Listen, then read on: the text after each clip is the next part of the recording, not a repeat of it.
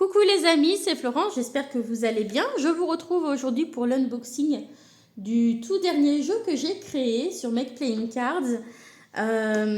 Donc on va découvrir ça ensemble. Donc c'est un jeu que j'avais déjà plus ou moins publié en auto-publication pour moi, mais sous une autre forme. Donc je l'avais fait vraiment de manière artisanale avec du papier 80 grammes que j'avais imprimé en recto verso, puis plastifié, etc. Et comme c'est un jeu que j'aime beaucoup utiliser, j'avais quand même envie d'en avoir une version confortable à utiliser, d'où le fait de l'avoir imprimé sur Make Playing Cards. Donc encore une fois, je fais ce choix parce que d'une part, je n'ai pas le temps nécessaire de rechercher un imprimeur en France, de vérifier la qualité, voilà, c'est tout un processus assez long. Et je n'ai pas non plus le temps aussi, ni la place pour stocker des exemplaires chez moi et faire toute la logistique d'envoyer tous ces jeux, etc. Voilà, donc le choix que je fais à la base, c'est de faire des jeux pour mon usage. Et après, comme je sais que souvent vous me demandez si je peux les mettre à disposition, il n'y a pas de souci, je les mets à disposition pour ceux qui sont intéressés. Donc je les mets sur Make Playing Cards si vous voulez les faire imprimer à la demande. Mais voilà, ça s'arrête là. Donc du coup, pour Make Playing Cards, je vous mettrai le lien de ma boutique en barre d'infos, où vous pourrez retrouver mes autres jeux, donc la boîte à tirage, le jeu Message de l'au-delà, et puis mon tarot, Dreams of the Past Tarot, à la fois en version tarot, format tarot, et format mini, le format poker. Donc, on découvre tout de suite ce nouveau jeu. Donc, c'est un jeu que j'avais fait déjà, mais voilà, pour des raisons de praticité, j'ai décidé de le refaire pendant mes vacances. Et du coup, au niveau de l'apparence, il a totalement changé. Donc le contenu est le même, mais le visuel est totalement différent. Donc je vous montre un petit peu, on compare. Donc ça, c'était le prototype, on va dire. C'est ce que j'avais fait avec ma petite imprimante et ma plastifieuse. Et puis là, c'est ce que j'ai refait. Donc on n'est plus du tout sur les mêmes visuels, que ce soit sur le dos des cartes ou sur le devant. D'une part parce qu'ici sur ce dos c'était voilà, une petite partie d'un coloriage d'un livre de Johanna Basford que j'avais fait, et voilà, pour des questions de droit j'ai pas envie de m'embêter à savoir si j'ai le droit ou pas d'utiliser ça. J'imagine que non, donc du coup ça c'est mon usage personnel, je le partage pas ici. Voilà, si j'utilise des images, ce sont que des choses libres de droit. Donc on voit qu'il y a un changement. Du coup, on est sur un format jumbo ou maxi jumbo, je ne sais plus, sur Make Playing Cards. Donc globalement, c'est un format carte oracle, même type de format que par exemple les jeux d'Isabelle Serre, comme le jeu Chakra du cœur.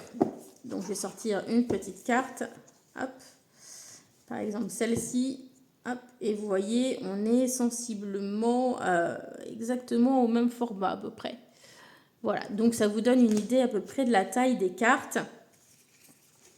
Maintenant, je vais ôter le cellophane pour qu'on puisse vraiment les regarder, parce que j'ai hâte.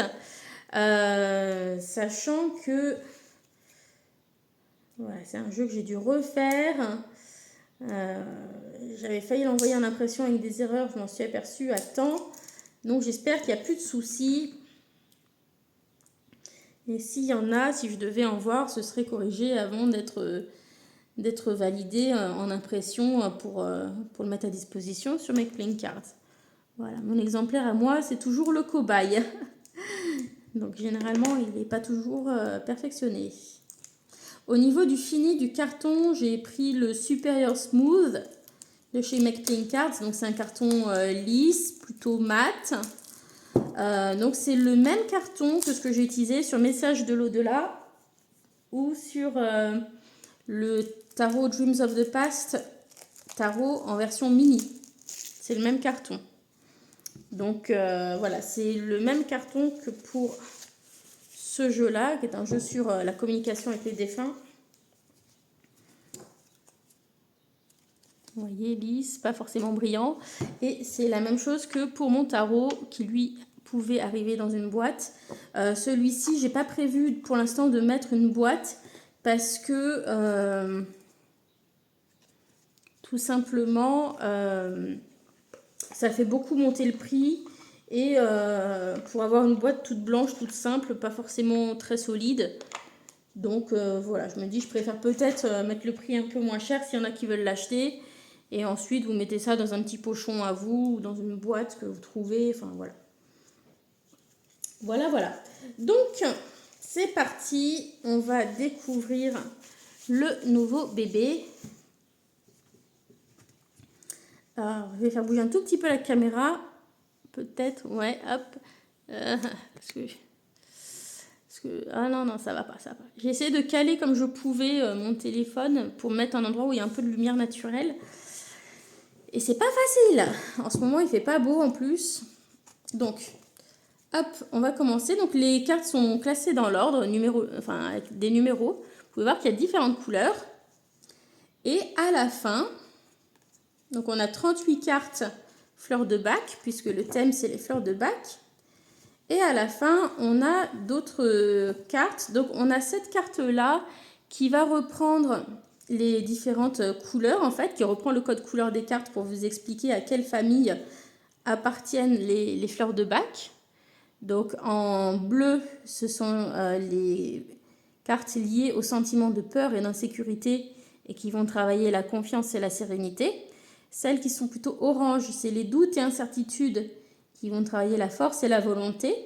En jaune, c'est le manque d'intérêt pour le présent et ça va travailler la vitalité et la joie de vivre. En vert pomme, vert clair, ça va être la solitude et ça travaille donc la communication et la sociabilité.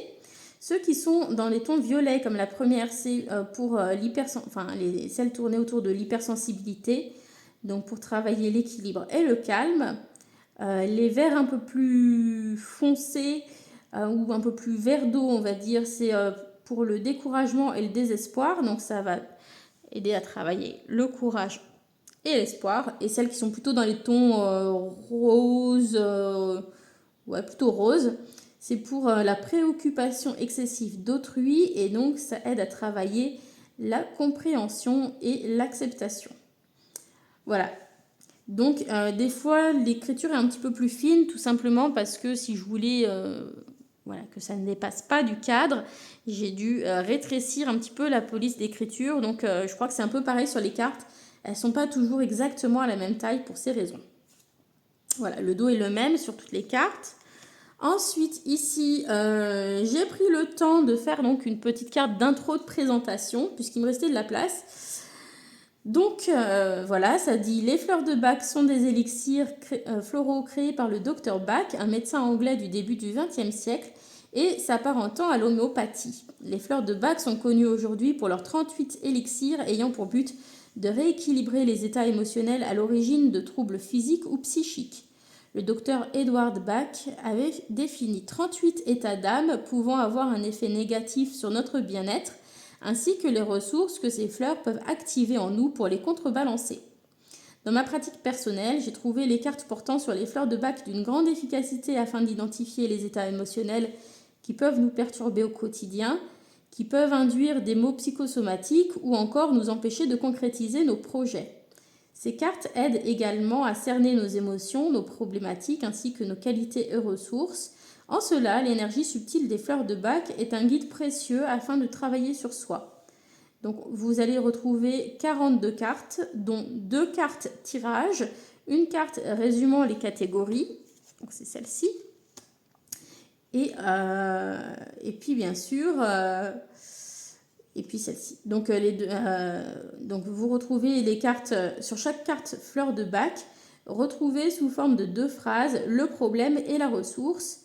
Et voilà, que ces fleurs merveilleuses vous accompagnent. Donc voilà, ça c'est la première chose. Et ensuite, je vous ai proposé donc 2 tirages, donc un à 4 cartes et un à 6 cartes, pour donner un petit peu des idées. Donc voilà, le tirage de l'épine et le remède. Donc tout simplement, c'est pour faire un petit peu l'état des lieux d'une situation. Donc la première carte, mon état d'esprit par rapport à la situation actuelle ou mon questionnement. Numéro 2, l'obstacle qu'il me faut surmonter. Donc l'obstacle, c'est l'épine. Le 3, la ressource que je possède pour dépasser cet obstacle. C'est le remède. Et donc, voilà. Ensuite, la quatrième carte, ce que cela pourra m'apporter en fin de compte. Et l'autre tirage que j'ai appelé débloquer une situation, c'est un tirage que j'ai conçu avec mon jeu La boîte à tirage, du coup, qui comporte 6 cartes. Donc la numéro 1, la blessure ou problème non résolu. Le 2, le comportement problématique, donc qui m'empêche d'avancer. Le 3, mes croyances limitantes. Le 4, mes besoins. Le 5, ce que je dois développer. Et le 6, un conseil à suivre. Donc finalement, ça fait l'état des lieux de 3 choses bloquantes, donc blessures, comportement et croyances, et 3 ressources, 3 solutions. Donc voilà, en prenant en compte ses besoins, ce qu'on peut développer, qu'on en a déjà, et un conseil à suivre. Donc maintenant, je vous propose de découvrir les cartes. Donc vous voyez, on a différentes couleurs. Donc je les ai mis dans l'ordre des numéros des fleurs de bac, des élixirs floraux, puisque c'est la base de ce jeu. Mais par contre, elles sont classées par couleur en fonction des différents états émotionnels. J'ai choisi des couleurs plutôt pastel, assez douces, parce que voilà, je trouve que c'est une énergie plutôt réconfortante et douce, l'énergie des fleurs.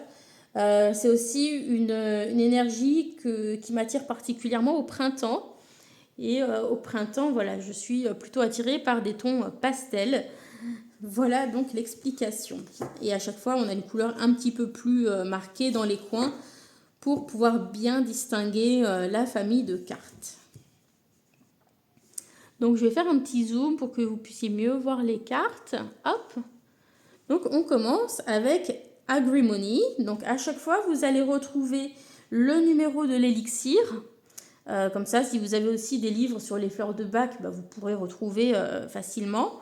Le nom de l'élixir, puisque ce sont des élixirs floraux que vous pouvez notamment acheter en pharmacie, parapharmacie, ce genre de choses. Le nom de la plante en français. Une première phrase qui va indiquer le problème que révèle cette carte ou cette plante, ce qui nous empêche d'avancer, le comportement, la blessure. Et la deuxième carte la deuxième phrase, qui va indiquer la ressource que l'on possède ou à développer, en tout cas le côté positif. Donc on va avoir en premier le côté ombre et en deuxième le côté lumière. Voilà, et donc à chaque fois vous avez une photo de la fleur pour pouvoir vous connecter aussi avec la fleur. Donc Agrimony, donc c'est l'aigre moine. Donc les souffrances sont cachées derrière un masque jovial, acceptation de soi, accès aux vrais sentiments. Donc à chaque fois, j'ai pris les définitions qui sont proposées à l'origine avec les fleurs de bac. Ça, c'est des phrases que vous pouvez retrouver en pharmacie, dans les descriptifs, dans tous les livres sur les fleurs de bac. Voilà, ça vous indique un petit peu à quoi sert la fleur. En tout cas, ce qu'elle travaille. Je ne sais plus si je vous ai bien montré le dos, donc il est comme ceci. Voilà. En 2, donc Aspen, donc c'est le tremble. Peur face à quelque chose de menaçant sans pouvoir en identifier la nature. Confiance dans l'inconnu. Donc on a une carte qui est bleue, donc c'est la famille peur et insécurité. Voilà, vous voyez, hop. Donc celle-ci, voilà, ça peut vous faire une petite carte un petit peu anti-sèche. Ensuite, Beach, donc c'est le être. Personne perfectionniste qui veut améliorer les choses autour d'elle, mais qui a tendance à critiquer et à juger car elle a du mal. Et donc ça développe compassion, compréhension et vision positive. Centauri, donc la centaurée. Faiblesse de volonté, les trop gentils qui ne savent pas dire non, dévouement extrême. Et donc ça développe la force de caractère, la personne peut s'imposer. Ensuite, Serato, donc c'est le plumbago. pour le manque de confiance en soi, les difficultés à affirmer ses convictions. Et donc, ça travaille confiance en soi et intuition. Cherry Plum, donc c'est le prunier mirobolant pour les peurs dues aux pulsions de pensée ou d'actes incontrôlés et destructeurs. Typiquement, quand vous dites oh là là, celui-là, je vais le tuer, et que vous avez peur de croiser cette personne parce que vous ne savez pas comment vous allez réagir, prenez Cherry Plum. Si vos enfants vous énervent à tel point que vous avez peur de péter un câble, c'est Cherry Plum. Donc, ça apporte calme et paix de l'âme. Chestnut Bud, donc c'est le bourgeon de marronnier. Donc c'est pour les personnes qui répètent les mêmes erreurs par inattention sans profiter des expériences. Et donc ça apporte vigilance et ça permet d'apprendre par l'expérience, voilà, de tirer des apprentissages de son expérience. Donc j'essaie de cadrer à peu près à chaque fois les cartes pareilles. Donc voilà, je suis contente, le cadrage rend à peu près ce que je pensais. Alors, Chicory, la chicorée, si attentif aux besoins des autres, qu'il devient protecteur à l'excès et finit par trop contrôler son entourage. Accepter les besoins d'indépendance et de liberté d'autrui, aimer de manière désintéressée. Ensuite, Clématis, donc pour la clématite. Vit dans un monde de rêve, manque de lien avec la réalité. Et donc, la ressource aide à vivre dans le moment présent. Crab Apple, c'est le pommier sauvage. Donc pour le sentiment d'intoxication, d'impureté, de honte, de besoin de se purifier. Typiquement, c'est quelque chose que l'on va utiliser pour les personnes qui ont des complexes par rapport à leur physique, qui sont mal à l'aise dans leur sexualité, qui ont un sentiment de honte parce qu'ils ont connu des abus quand ils étaient plus jeunes, ce genre de choses. Et donc ça permet de retrouver pureté intérieure et évolution spirituelle. Elme, le châtaignier, donc sentiment d'être dépassé ou écrasé par l'ampleur de la tâche, persévérance et force pour accomplir sa responsabilité. Voilà, donc là, en l'occurrence, c'est davantage, je dirais, le bourgeon que la fleur qui est utilisée pour faire les fleurs de bac. Gentiane, donc découragement facile, lassitude, enclin à la mélancolie. Et donc elle apporte force, courage et persévérance. Alors, je ne sais pas pourquoi, mais aujourd'hui c'est extrêmement bruyant. Je ne sais pas si c'est l'autoroute ou la route que j'entends, le train. Mais d'habitude c'est pas aussi bruyant. J'espère que ça ne s'entend pas dans la vidéo. Alors, gorse, c'est l'ajon ou les genêts. Donc, pour les personnes qui sont en situation de désespoir, de pessimisme et de résignation. Et donc, cela développe l'espoir et le savoir-faire face aux difficultés.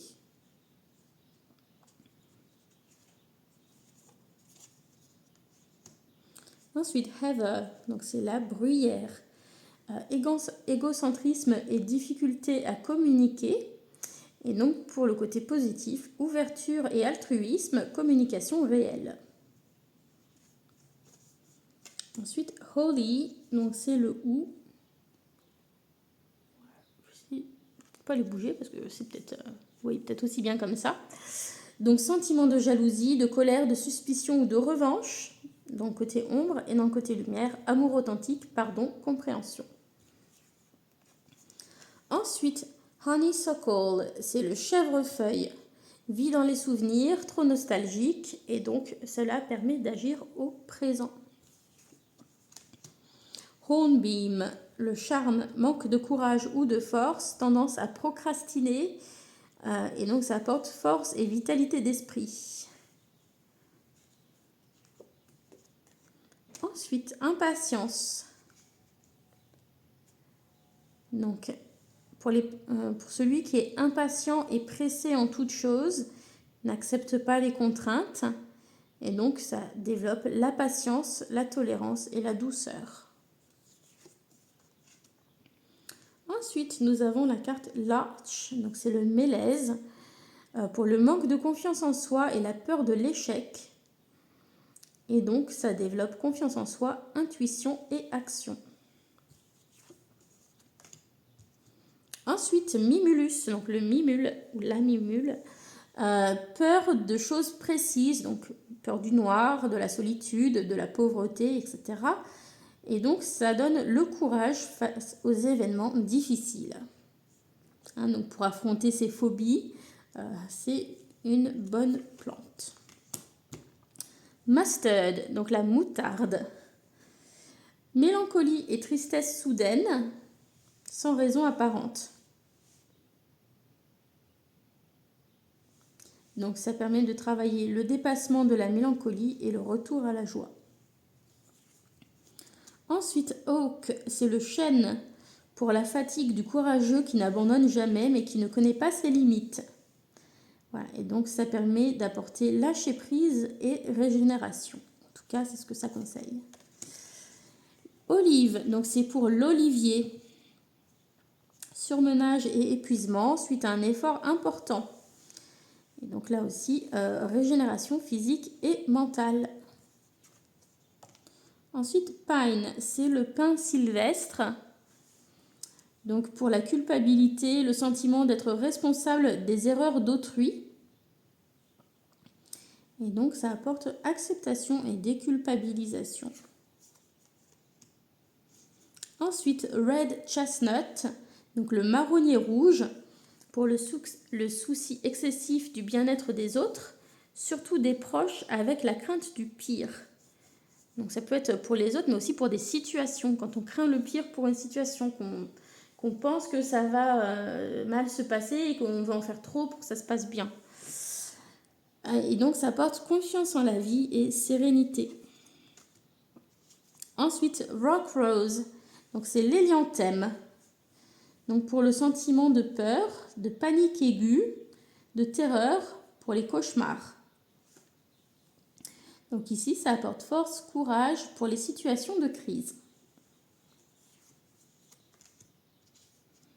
Ensuite, ben oui, ce n'est pas une fleur, mais ça fait partie des élixirs floraux de Bach. C'est Rock Water, donc en fait c'est de l'eau de source, eau de roche. Si perfectionniste et exigeant avec lui-même qu'il finit par s'interdire les plaisirs simples de la vie. Donc ça apporte indulgence envers soi-même et lâcher prise.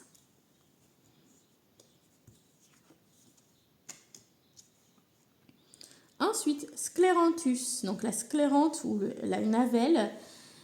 Donc pour l'hésitation à choisir ou prendre une décision quand plusieurs choix se présentent. Cela apporte clarté et détermination dans les décisions. Ensuite, Star of Bethlehem. Donc c'est l'ornithongale, en ombrelle ou étoile de Bethléem. Pourquoi faire simple quand on peut faire compliqué? Donc choc émotionnel ou physique, état de détresse, bouleversement dû à une mauvaise nouvelle. Donc notamment, c'est ce que l'on va proposer aux personnes qui sont en situation de deuil ou qui subissent des gros bouleversements comme un déménagement, une séparation. Voilà, quand il y a quelque chose de fort, une situation de panique, généralement on propose Star of Bethlehem.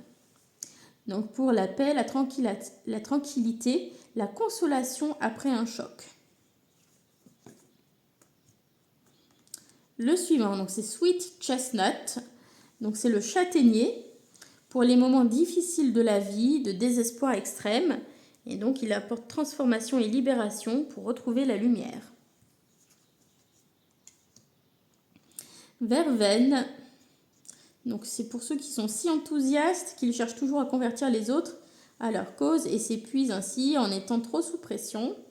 Verveine apporte calme, modération et écoute attentive des autres. Alors je suis sûre qu'en lisant ces cartes, Vous allez forcément vous reconnaître peut-être dans certaines cartes ou reconnaître des gens de votre entourage. C'est assez efficace pour faire le portrait psychologique de quelqu'un, franchement.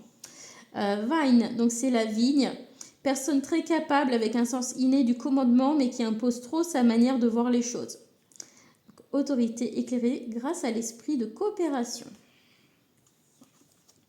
Ensuite, nous avons Walnut, donc le noyer, pour le besoin de protection face aux influences extérieures et en période de changement. Cela apporte libération des liens avec le passé et aide au changement. Water Violet, la violette d'eau, donc distant, indépendant avec un sentiment de supériorité. Donc ça va décrire le côté ombre. Et pour le côté lumière, sociabilité, humilité, communion avec les autres. White Chestnut, donc c'est pour le marronnier blanc. Donc le côté ombre, mental agité avec des pensées répétitives. Et pour le côté lumière, clarté mentale, tranquillité d'esprit et concentration. Wild Oat, c'est l'avoine sauvage. Donc côté ombre, indécision, difficulté à trouver ou à exprimer sa propre vocation. Et le côté lumière, donc objectif clair, trouver sa voie. Ensuite, Wild Rose, c'est l'églantier. Donc, ça nous parle du sentiment de résignation, quelqu'un qui vit sans plaisir. Et donc, ça permet de travailler sur le fait de retrouver l'enthousiasme en la vie. Et on termine avec Willow, le saule. Donc pour l'amertume, le ressentiment, le sentiment d'injustice et d'insatisfaction. Et donc, cela permet de prendre en charge ses responsabilités et ça apporte plus de joie de vivre. Donc voilà pour ces fameuses cartes. Donc voilà, je suis bien contente de les avoir dans ce format-là, qui va être quand même plus agréable à manipuler. Donc on a donc les 38 cartes, la carte anti-sèche avec les catégories. Donc je vais vous remettre en format normal. Encore un petit peu, hop, 1,2, voilà, 1.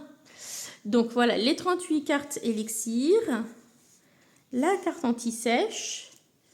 On a donc les 2 cartes tirage qu'on peut garder devant soi parce qu'il n'y a rien d'autre au dos. Hein. Et vous avez la carte voilà, de présentation. Au niveau du carton, c'est flexible. Du coup, sur ce format-là, ça paraît plus fin quand même que ce que j'avais pu faire sur, par exemple, mon tarot en version mini. Que vous connaissez peut-être. Mais c'est la même épaisseur. C'est simplement du fait du format, on a l'impression que les cartes sont plus souples ici, mais c'est exactement la même qualité. Hein. Donc forcément, voilà, plus les cartes sont grandes, plus elles paraissent souples. Après, je trouve que la qualité reste tout à fait satisfaisante chez Make Playing Cards.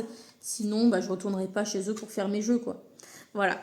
Donc, voilà pour le devant des cartes. Donc, vous voyez, elles sont donc par ordre, voilà, par numéro. Mais on peut les classer, si on préfère, par couleur. C'est facile à retrouver.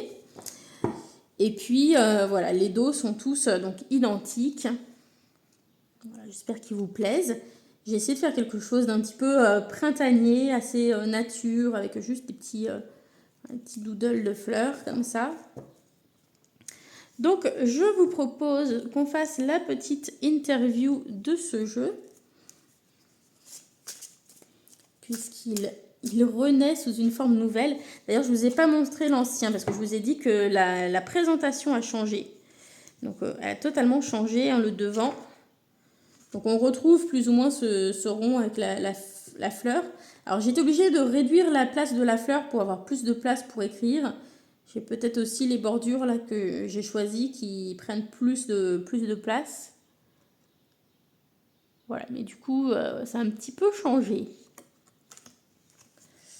Voilà, je sais plus, je sais que je l'avais envoyé à quelqu'un. J'avais envoyé les fichiers pour qu'elle puisse l'imprimer et le plastifier, le faire elle-même. Je ne sais pas si elle l'a fait ou si du coup cette personne sera intéressée par cette version.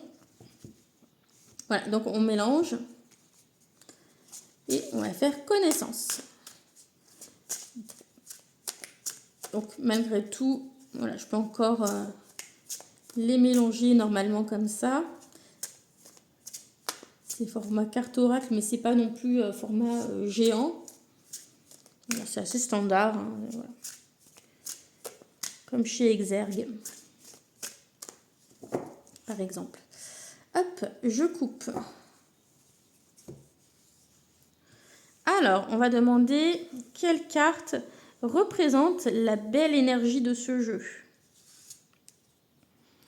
Donc, on a impatience. Donc, c'est un jeu patient, tolérant et plein de douceur. Voilà. Ensuite, qu'est-ce que le jeu perçoit chez moi de problématique? On va lui demander. Et quelle force perçoit-il chez moi? On va lui demander les deux du coup. Alors, problématique. Chicory.